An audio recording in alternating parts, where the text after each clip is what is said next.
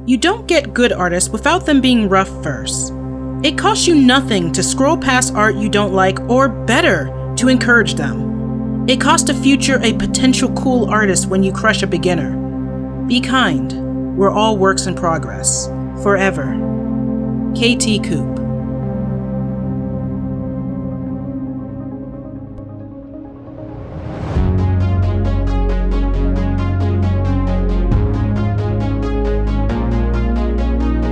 In April 2021, a meme on art Twitter got big.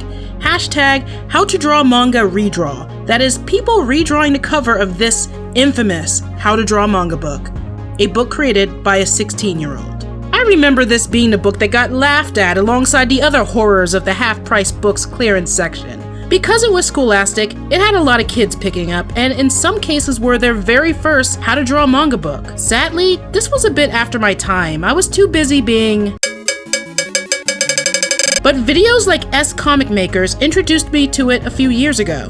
The person who made that book was Katy Coope, and they did a whole Twitter thread on the when, how, and why, and they joined in on the meme. Incidentally, the blue guy, not only did I never intend him to be a cover illustration, but the designer even flipped the drawing, much to my protest at the time.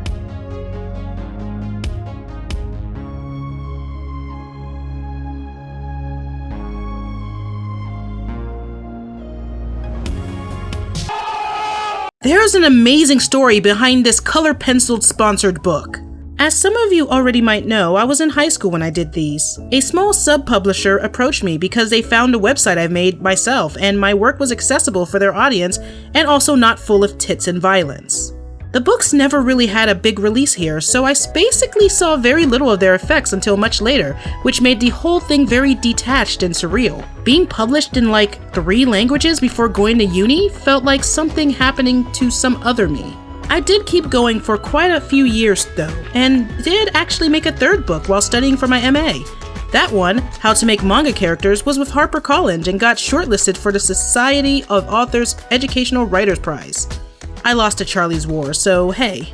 I highly recommend reading the entire thread. They talk about being rough at first. They talk about helping young artists get started. You don't get polished unless you do the work. And also the harm of thinking, if I just work hard enough, it'll stop hurting. That's better. I'm good now. Wait! No emotion juice. Whatever. Now in cherry. I honestly wish that Chris Hart's story was the same.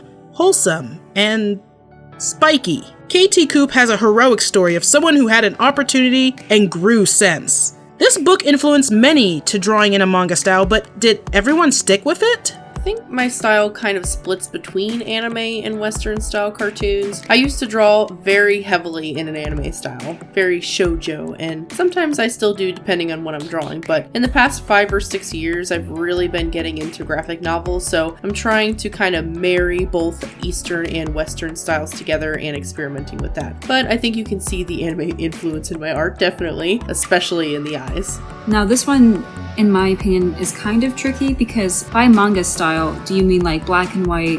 It does have a certain style, but for the most part, it's not much different from what I still do today. I used to do mostly traditional art, and by that I mean like, paper, pencil, and as a lot of people on my channel know, I used to do handmade manga books, so I do have an understanding of what you mean, but at the same time, it never really left. However, I do mostly digital art now. But again, my style itself hasn't really changed, but at the same time it has. So it definitely has adapted, but it's not changed in the sense of like manga. I'm hoping that makes sense, but if I don't, that's fine. It's just, I wouldn't say I left it, nor do I still do it. It's really hard to explain. My style changed a lot. I got away from drawing manga style all the time when I got into comics like Scott Pilgrim and more Western animation like Adventure Time. But when I just want to crank out a sketch to warm up, I end up going to manga. Drawing manga looking art is a lot like dessert, comforting, and is usually cheesecake. Were these books helpful? Do they help or do they hurt an artist's journey?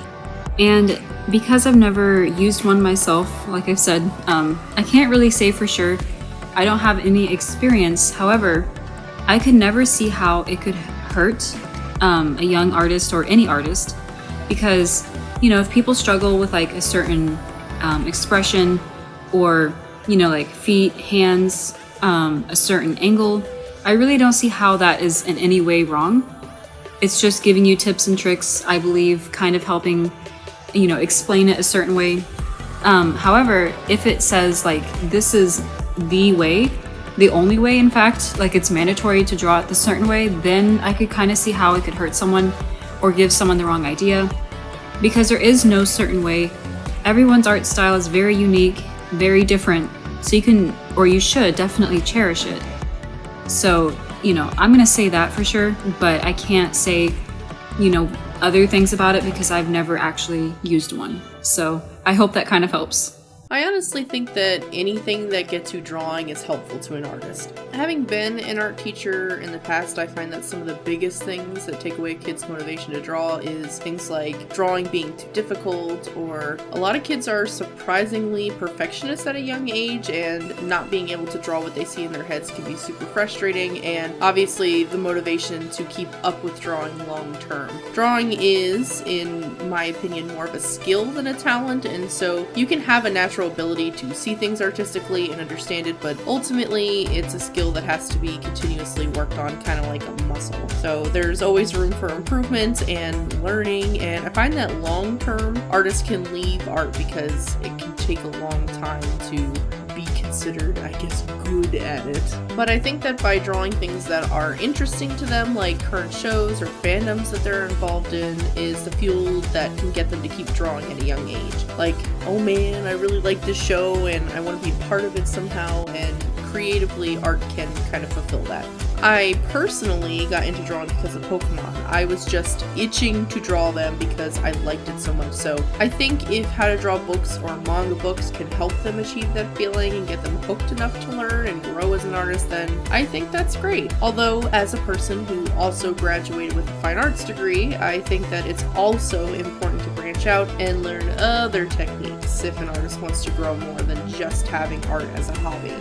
They did help me when I was young, but other books outside of just how to draw manga supplemented the things that these books lacked. I'm of the opinion that if you learn to draw this and study things like this, you can draw stuff like this even better. I'd recommend making comics or the Will Eisner drawing books alongside some how to draw manga books just to have a more well-rounded look at sequential art. Or heck, find a good manga to be influenced by. Like the inking in Witch Hat Atelier by Kamome Shirahama is god tier. Also, last night I found a good video about their paneling by Lines in Motion, and I really recommend that video for anyone trying to learn comics.